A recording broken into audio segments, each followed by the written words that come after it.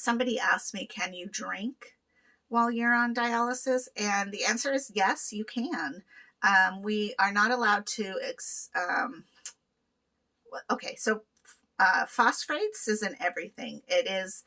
There's nothing that you eat or drink that does not have it in there. But what happens is in the processing of food, they have learned how to use preservatives that create a larger amount of phosphates in the food. So that's why it's really important that we're not eating like hamburger buns, hot dog buns, crackers, cookies, chips, hot Cheetos, just all those kind of processed food, pastas, unless you're making your homemade pasta, because they're just filled with phosphates. Well, so is beer, and so is wine. So on the normal body, it's okay to have those things because you're naturally flushing all of that toxins out. But when you're on PD dialysis or on dialysis or have kidney disease, you have to watch that just as much as you have to watch your potassium. And so we are allowed to drink rum, whiskeys, gin, probably tequila. I don't drink tequila. It gives me a headache. What else is there? Whatever it is, we're allowed to drink the heavier liquors. But here's the snag. When you drink, I don't know. I can drink like one drink and be like, whatever, fine. I don't need to drink to have a good time. Actually, 90% of the time I'm out dancing on the floor. I've not had one drink of nothing because I'm just naturally groovy, I guess. I don't know.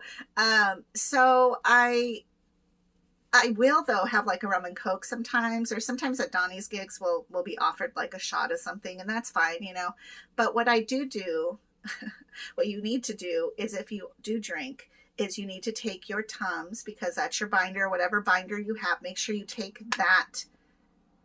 I usually carry them in my purse so that when if I ever eat out or if I have a drink like that, then I want to put the binder in so that it can capture any extra phosphates, I guess, to get rid of and to help, bind things that I really shouldn't have in my system.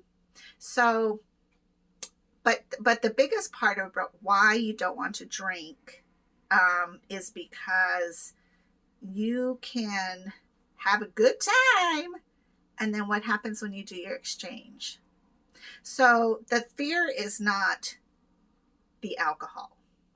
The fear is not even really being like drunk. Well, it is. Like, you need to be safe.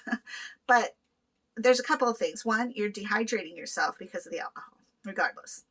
So constantly hydrating yourself after drinking is a must.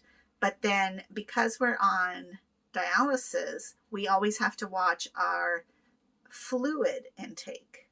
So you can't drown your body with fluid, because that will affect your dialysis, and whether that is PD or hemo. And as far as I know, hemo, you are actually you can only drink a certain amount. So the difference is with hemo, you go into the clinic and you get, you do your exchanges. Hold on.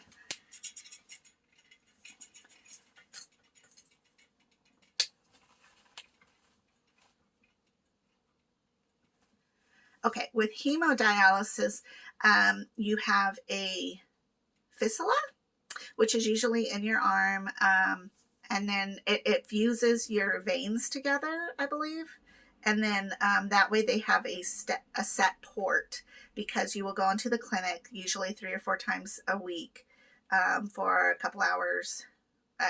I don't know specifics on that, but they will clean your blood, and that's how you are cleansed of your toxins. But I believe the water is limited, your liquid is limited in hemo, because you have to keep track of, kind of like you're trying to keep a real steady hold on how much toxins you have built up in your body.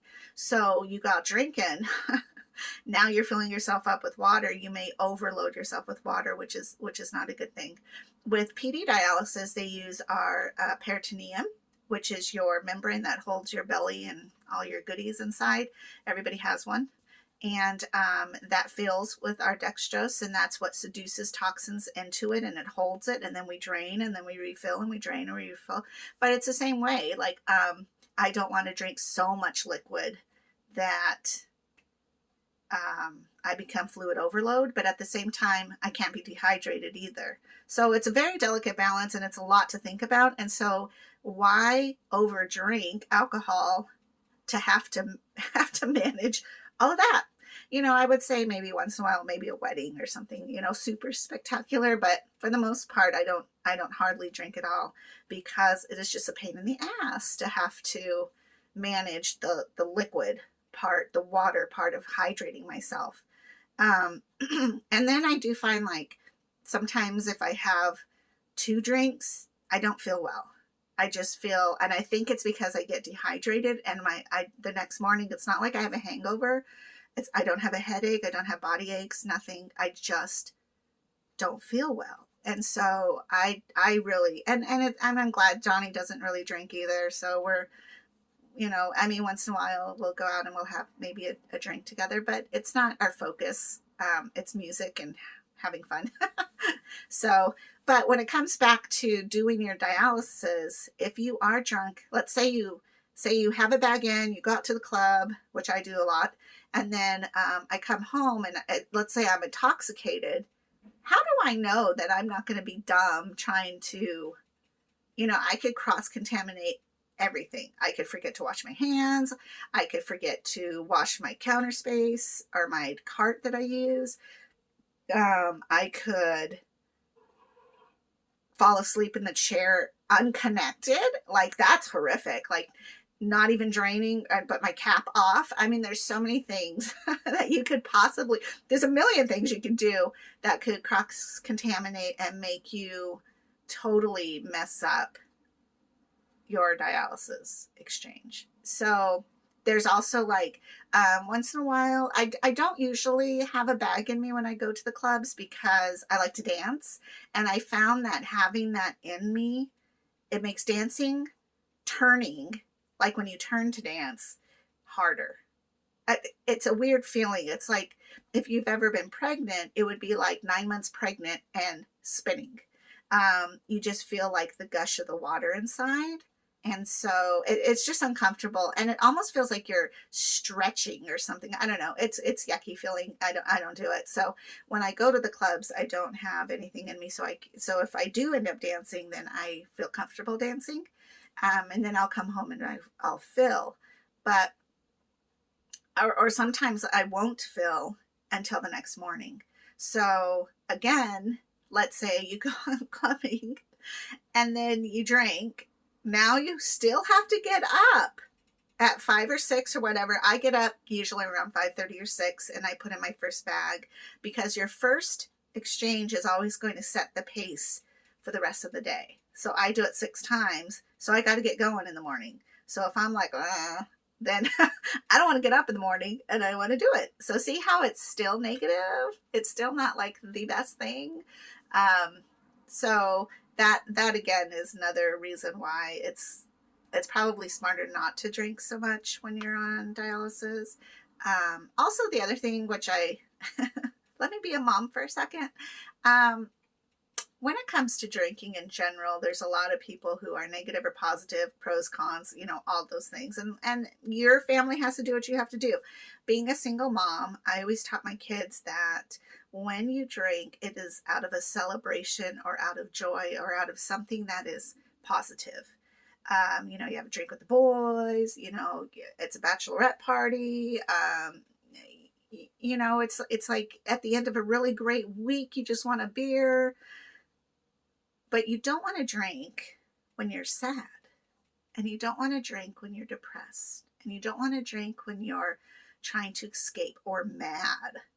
You know, when you're drinking to cover up something or to get through something really traumatic or harsh or sad, or then drinking can become a very big negative. And if it becomes habit, that's even harder to get through.